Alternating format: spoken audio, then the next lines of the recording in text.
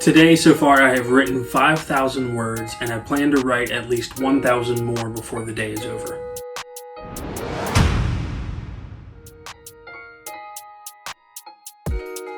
I'm a little behind on my daily goal of 3,000 words, but fortunately, the book is actually 7 pages shorter than 150 pages, so that reduces my overall daily goal to 2,860 words. So roughly still 3,000 words, but a little shy.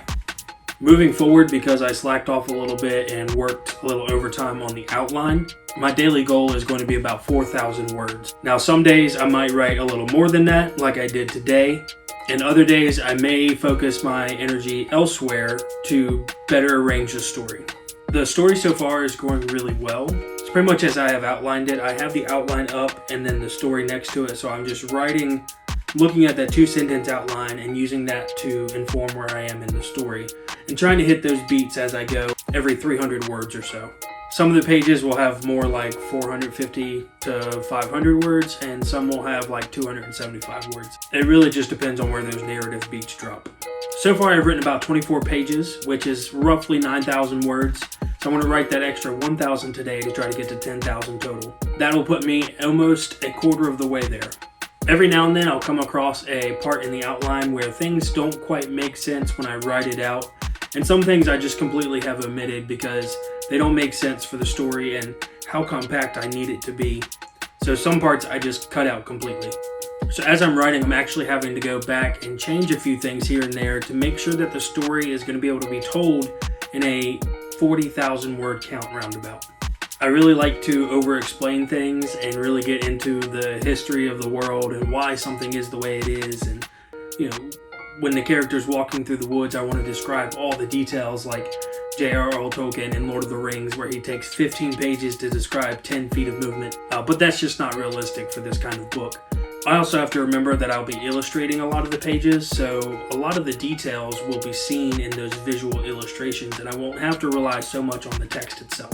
So in that sense, I kind of have to choose what I'm visually describing in the story because some of the illustrations may do all of that work for me and I'm just wasting words. In some instances, I may not describe the forest as much as I describe what the character's thinking because you can see the forest in the illustrations, whereas you can't quite see what the character is thinking or what they're going through. So my plan right now is to write 4,000 words a day, and then on that last day, day 15, I'm going to take that day to edit and revise everything that I've written as best as I can. But after the 15 days, I'm actually going to have a professional editor look at the book. He's going to make notes and revisions on all the grammar, sentence structure, all of those things. I'm also going to see if I can get a professional writer to look over it and just to give me some notes, and maybe we can film that conversation. Because I really want to tell a story, and I want to tell an effective story that really reaches people and inspires them. And I'm very early on in my storytelling career, in my writing career, this is the first project I've ever done. So I really want to get some input from a professional. But other than that, I'm just going to get stuck back into writing. The size and the thickness and the dimensions of the book.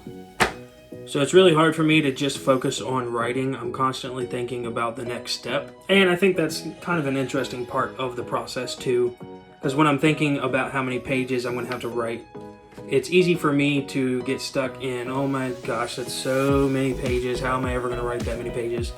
Well, I wanted to visually break it down and visualize how many pages that actually was, what the thickness of the paper was going to be, and all of that. So this is actually a smaller version, but I just took sheets of 11 by 17 paper and cut them in half lengthwise and then folded that in half, so you get this really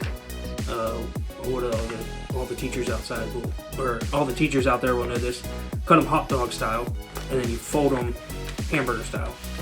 So you end up with this packet of papers. So this is actually 8 sheets of paper folded, so it makes 16 pages or 32 sides. So a packet of paper like this, when you're talking about bookbinding, it's called a signature or a registration. In printing, it's called a registration. When you're talking about bookbinding specifically, it's called a signature.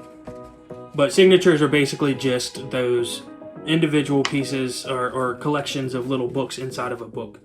So if you look at any, large bound book, you'll actually see that they are broken up like that. So they actually are several different signatures within one book. And so that's important when it comes to the printing process, because you need to set up your document so that all the pages equate to each other.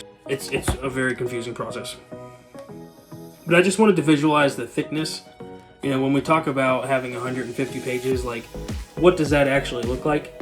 Well, this is copy paper, so it's much thinner. I'm planning on using a recycled paper for the end product. So the actual book is probably going to end up being, somewhere around there, using recycled paper. So what this does for me is just gives me a good feel for how long the book is actually going to be.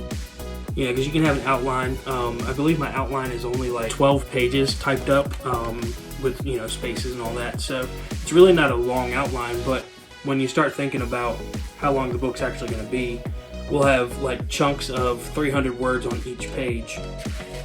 And some pages, like I said before, will be an illustration that goes all the way across. I don't think this is going to be the end dimension either. So this is technically an 11 by 17 ratio, which I think ends up being 5.5 by 8.5, which is basically half of a letter size. So like that's a normal sheet of paper. I think a good size for the book, I actually have one for a comparison. So a good comparison for the size of book that I want to do is actually The Art of Onward, the Disney Pixar movie. I love this movie. It is, honestly, in my opinion, it is the best Disney Pixar movie in the world. But this book is a great size, and I believe it is roughly 9.5 by 11.5 inches. So I think it's actually it's about 9.25. But the actual pages are 9 by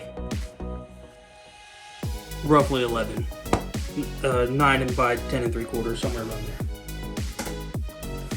But this size book is kind of what I'm going for. It gives you plenty of room to have really long, beautiful landscapes, with also plenty of room to put individual illustrations on each page with some text. And overall, this is the weight and the heft that I want to go for. And if you look at the size comparison of that, that's not too far off. And so using a little bit thicker paper, it'll probably end up being somewhere around this size. Yeah, I just thought that would be an interesting little tidbit, my insight into the process of what I'm thinking of when it comes to the length of the book. Why did I choose that length? Why did I choose that particular number of pages and the number of words per page? Well, honestly, it's just an excuse to have a really good finished product that has a really good feel and weight to it. And when I get to the point in the process where I actually need to go to the printer and figure out all of the specifications for the print job, I will take you along with me on that process to sort of document it and let you see what behind the scenes looks like. Now, you may be asking yourself, Seth, how are you going to print this book? Are you just going to take it to Staples? Are you going to take it to Office Max? Are you going to have someone print it for you? Well, I actually, in my graphic design advertising past and present, I still work on stuff like that, but I've worked with a lot of printers, so I have a few in mind who I want to try out and see if I can get some prices from. So when we get to that point in the process, I will definitely bring you along, because I think that's an interesting part. No one else really thinks about or shares that information of how they go about talking to the printer and how they set up their documents and everything like that. Like I said, I have a graphic design background, so all of that stuff comes really easily to me. I've learned it in college and have done it for many years. So when you talk about setting up your document for color settings and making sure you have the right bleed and trim and all of that stuff, that comes really naturally to me. So I'll show you that process as well. That is it for today. Make sure you like and subscribe if you haven't already, and hit the bell icon if you want to be notified when I upload future videos. Check out my Patreon, link in the description, if you want to support me monthly. I'd highly appreciate it. But otherwise, I'll see you tomorrow.